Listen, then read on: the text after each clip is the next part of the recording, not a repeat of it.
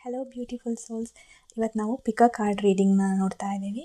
ಇದರಲ್ಲಿ ಯಾವುದಾದ್ರು ಒಂದು ಕಾರ್ಡನ್ನು ಪಿಕ್ ಮಾಡಿ ಪೈಲ್ 1, ಪೈಲ್ 2, ಪೈಲ್ 3, ಪೈಲ್ 4, ಪೈಲ್ 5. ಇದು ಪಿಕ್ ಅ ಕಾರ್ಡ್ ರೀಡಿಂಗ್ ಆಗಿರೋದ್ರಿಂದ ನಿಮ್ಗೆ ರೆಸೋನೇಟ್, ಜನರಲ್ ರೀಡಿಂಗ್ ಆಗಿರೋದ್ರಿಂದ ನಿಮ್ಗೆ ರೆಸೋನೇಟ್ ಆಗಿಲ್ಲ ಅಂದರೆ ಇಟ್ಸ್ ಓಕೆ. ರೆಸೋನೇಟ್ ಆದರೆ ಇದನ್ನ ತಗೊಳ್ಳಿ. ಫಸ್ಟ್ ಕಾರ್ಡ್ ಬಂದುಬಿಟ್ಟು ಸಮ್ಮರ್ ಮತ್ತು ಟೈಮಿಂಗ್. ಇದು ಏನನ್ನ ಇಂಡಿಕೇಟ್ ಮಾಡುತ್ತೆ ಅಂತ ಹೇಳಿದ್ರೆ, ನಿಮ್ಮ ಲೈಫಲ್ಲಿರೋ activity, goals, progress, life force energy, new pet, ಪ್ಯಾಟ್ರನ್ಸ್ನ ಇದು ಇಂಡಿಕೇಟ್ ಮಾಡುತ್ತೆ. ಅಂದರೆ ಇವಾಗ ಸಮ್ಮರಲ್ಲಿ ಯಾವ ಥರ ಹೊಸ ಹೊಸ ಫ್ರೂಟ್ಸ್ಗಳು ಅಥವಾ ಹೊಸ ಹೊಸ ಆಪರ್ಚುನಿಟೀಸ್ಗಳು ಬೆಳೆಯುತ್ತೋ ಅದೇ ಥರ ಇದರಲ್ಲೂ ಕೂಡ ತುಂಬಾ ಆಪರ್ಚುನಿಟೀಸ್ ನಿಮಗೆ ಬರೋ ಎಲ್ಲ ಚಾನ್ಸಸ್ಸು ಇದರಲ್ಲಿ ಕಾಣಿಸ್ತಾ ಇದೆ. ನ್ಯೂ ಲೈಫ್ ಫೋರ್ಸ್ ಎನರ್ಜಿ, ಹೊಸ ಜಾಬಲ್ಲಾಗಿರ್ಬೋದು, ಹೊಸ ರಿಲೇಷನ್ಶಿಪ್ಪಲ್ಲಾಗಿರ್ಬೋದು, ಅಥವಾ ಯಾವುದೇ ವಿಷಯದಲ್ಲಾಗಿರ್ಬೋದು ನಿಮಗೆ ಒಳ್ಳೆಯದನ್ನೇ ಇದು ತೋರಿಸ್ತಾ ಇದೆ.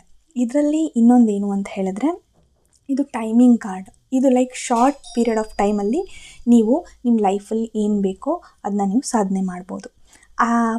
ನೀವು ಏನೇ ಕೆಲಸಕ್ಕೆ ಹಾಕಿದ್ರೂ ಅದರಲ್ಲಿ ನಿಮಗೆ ಖಂಡಿತವಾಗ್ಲೂ ಒಳ್ಳೆ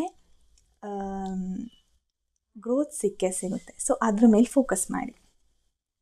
ನೆಕ್ಸ್ಟ್ ಕಾರ್ಡ್, ಈ ಕಾರ್ಡ್ ಫ್ರೀಡಮ್ ಮತ್ತು ಯುರೇನಸ್ ಅಂತ ಹೇಳಿದ್ರೆ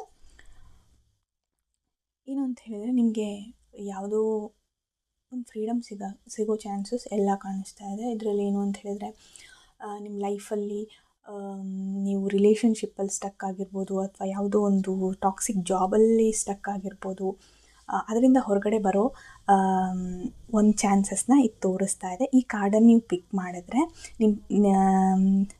ವಿತಿನ್ 3 months ನಿಮ್ಮ ಲೈಫಲ್ಲಿ ಖಂಡಿತವಾಗ್ಲಿ ಒಂದು ದೊಡ್ಡ ಟ್ರಾನ್ಸ್ಫಾರ್ಮೇಷನ್ ಅಂತ ಹೇಳಿದರೆ ನಿಮಗೊಂದು ಫ್ರೀಡಮ್ ಸಿಗೋ ಚಾನ್ಸಸ್ ಇದೆ. ಮತ್ತು ನೀವು ಕೆಲವೊಂದು ರಿಲೇಷನ್ಶಿಪ್ಪಲ್ಲಿ ನೀವು ಅದು ಟಾಕ್ಸಿಕ್ ಅಂತ ಗೊತ್ತಿದ್ರೂ ನೀವು ಇರ್ತೀರ. ಸೊ ಅದನ್ನು ಕಳ್ಕೋಬಾರ್ದು ಅಂತ ನೀವು ಇರ್ತೀರ. ಬಟ್ ದೇವರಾಗಿ ಅದನ್ನು ರಿಮೂವ್ ಮಾಡ್ತಾ ಇದ್ದಾರೆ ಅಂತ ಹೇಳಿದ್ರೆ ಇದು ದೇವ್ರದ್ದೇ ಆಟ. ಅದನ್ನು ಟ್ರಸ್ಟ್ ಮಾಡಿ, ಮುಂದೆ ಏನೋ ಒಳ್ಳೇದು ನಿಮಗೆ ಕಾದಿದೆ. Next card, higher self activation. ಇದರಲ್ಲಿ ಹೈಯರ್ ಸೆಲ್ಫ್ ಅಂದರೆ ನಿಮ್ಮೆಲ್ಲರಿಗೂ ಗೊತ್ತಿರೋದು. ನಾವು ಲೈಕ್ ಹ್ಯೂಮನ್ ಸೆಲ್ಫಲ್ಲಿ ನಮಗೂ ಕೂಡ ಹೈಯರ್ ಸೆಲ್ಫ್ ಅಂತ ಹೇಳಿದ್ರೆ ದೈವಿಕ ಶಕ್ತಿ ನಮ್ಮಲ್ಲೂ ಕೂಡ ಇರುತ್ತೆ. ಸೊ ಅದರಲ್ಲಿ ಈ ಕಾರ್ಡ್ ಏನು ಸೂಚನೆ ಮಾಡ್ತಾ ಇದೆ ಅಂತ ಹೇಳಿದ್ರೆ, ನಿಮ್ಮಲ್ಲಿರೋ ಹೈಯರ್ ಸೆಲ್ಫ್ನ ಆ್ಯಕ್ಟಿವೇಶನ್ ಆಗೋ ಎಲ್ಲ ಚಾನ್ಸಸ್ ಇದೆ. ನೀವು ಅವೇಕ್ನಿಂಗ್ ಆಗಿರ್ಬೋದು, ಎನ್ಲೈಟನ್ಮೆಂಟ್ ಆಗಿರ್ಬೋದು, ಅಥವಾ ಸ್ಪಿರಿಚುವಲ್ ಪಾತಿಗೆ ನೀವು ಹೋಗೋ ಎಲ್ಲ ಚಾನ್ಸಸ್ ಇದೆ. ಈವನ್ ಸ್ಪಿರಿಚುವಲ್ ಪಾತ್ ಅಂದರೆ ಬರೀ ಮೆಡಿಟೇಷನ್ ಆಗಲಿ, ಯೋಗ ಆಗಲಿ ಅದು ಮಾತ್ರ ಅಲ್ಲ. ಸೋ ಮೆನಿ ಚಾನ್ಸಸ್ ಇದೆ ನಿಮಗೆ ಸ್ಪಿರಿಚುವಲ್ ಪಾತ್ ಹೋಗಲಿಕ್ಕೆ. ಈ ಹೈಯರ್ ಸೆಲ್ಫ್ ಆ್ಯಕ್ಟಿವೇಶನ್ ಅಂತ ಹೇಳಿದ್ರೆ, ನಿಮ್ಮ ಲೈಫಲ್ಲಿ ಒಂದು ಹೈಯರ್ ಸೆಲ್ಫ್ ಆ್ಯಕ್ಟಿವೇಶನ್ ಆಗೋ ಎಲ್ಲ ಚಾನ್ಸಸ್ ಇದೆ. ಅದರಲ್ಲಿ ಯಾವ ಥರ ಅಂತ ಹೇಳಿದ್ರೆ, ಒಂದು ರಿಲೇಷನ್ಶಿಪ್ ಬ್ರೇಕ್ ಆಗಲಿ, ಅದರಿಂದ ನೀವು ಟರ್ನಿಂಗ್ ಪಾಯಿಂಟ್ ತೊಗೋಬೋದು. ಇನ್ನೊಂದೇನು ಅಂತ ಹೇಳಿದ್ರೆ, ಒಂದು ಟಾಕ್ಸಿಕ್ ಜಾಬಿಂದ ಹೋಗಿ ಅದರಿಂದ ಒಂದು ಟರ್ನಿಂಗ್ ಪಾಯಿಂಟ್ ತೊಗೋಬೋದು. ಅದು ಅಲ್ಲದೆ ಆಮೇಲೆ ಫ್ಯಾಮಿಲಿ, ಇವಾಗ ಟಾಕ್ಸಿಕ್ ಫ್ಯಾಮಿಲಿನೇ ಇರುತ್ತೆ, ಅವರಿಂದ ಹೊರಗಡೆ ಬಂದು ಕೂಡ ನೀವು ಈ ಟರ್ನಿಂಗ್ ಪಾಯಿಂಟು ಹೈಯರ್ ಸೆಲ್ಫ್ನ ಆ್ಯಕ್ಟಿವೇಟ್ ಮಾಡ್ಬೋದು. ಈ ಹೈಯರ್ ಸೆಲ್ಫನ್ನ ಆ್ಯಕ್ಟಿವೇಟ್ ಮಾಡೋಕ್ಕೆ ಒಂದೇ ದಾರಿ ಅಂತ ಹೇಳಿದರೆ ಧ್ಯಾನ. ನೀವು ಧ್ಯಾನ ಮಾಡಿದ್ರೆ ಕೂತ್ಕೊಂಡು ಒಂದು ಕಡೆ ಬರೀರಿ. ಲೈಕ್ ಒಂದು ಪ್ಯಾಟರ್ನ್ ಇರುತ್ತಲ್ವ, ನೀವು ಫ್ಯಾಮಿಲಿಯಲ್ಲಾಗಲಿ ಅಥವಾ ರಿಲೇಷನ್ಶಿಪ್ ವರ್ಕಲ್ಲಿ ನಿಮಗೊಂದು ಪ್ಯಾಟರ್ನ್ ಸಿಗ್ತಾ ಹೋಗುತ್ತೆ. ಆ ಪ್ಯಾಟರ್ನ್ನ ಬ್ರೇಕ್ ಮಾಡಿದ್ರೆ ಈ ಹೈಯರ್ ಸೆಲ್ಫ್ನ ನೀವು ಈಸಿಯಾಗಿ ಆ್ಯಕ್ಟಿವೇಟ್ ಮಾಡ್ಬೋದು. Next card, cold control. ಈ ಕಾರ್ಡ್ ಏನನ್ನ ತೋರಿಸ್ತಿದೆ ಅಂತ ಹೇಳಿದ್ರೆ, ನೀವು ನಿಮ್ಮ ಎಮೋಷನ್ಸ್ನ ಕಂಟ್ರೋಲ್ ಮಾಡ್ಕೊಂಡು ಇಟ್ಕೊಂಡಿದ್ದೀರ. ಅಲ್ಲಿ ಸೈಲೆಂಟಾಗಿ, ಅಥವಾ ನೀವು ಒಬ್ಬರ ಹತ್ರ ಏನೂ ಶೇರ್ ಮಾಡ್ಕೊಳ್ಳಲ್ಲ, ಆರ್ ಎಮೋಷನ್ಸ್ನ ಬ್ಲಾಕ್ ಮಾಡಿಕೊಂಡು ಅವ್ರಿಗೆ ಹೇಳಿದ್ರೆ ಇವಾಗ ಏನು ಅಂತ ಹೇಳಿದ್ರೆ, ನಿಮ್ಮ ಮನಸ್ಸಲ್ಲಿ ತುಂಬ ಪ್ರೀತಿ ಇದ್ದರೂ ಲೈಕ್ ಸಿಟ್ಟಿರೋ ಥರ ಮಾಸ್ಕ್ ಹಾಕ್ಕೊಳ್ಳೋದು, ಇಲ್ಲ ಅಂತ ಹೇಳಿದರೆ ಪ್ರೀತಿ ಇದ್ದರೂ ಸಹ ಅದನ್ನು ತೋರಿಸ್ಕೊಳ್ದೇ ಇರೋದು, ಅಥವಾ ಬೇಜಾರಿದ್ರೂ ಕೂಡ ಅದನ್ನ ಹೇಳದೇ ಇರೋದು, ಇದೆಲ್ಲ ತುಂಬಾ ಎಫೆಕ್ಟ್ ಆಗುತ್ತೆ.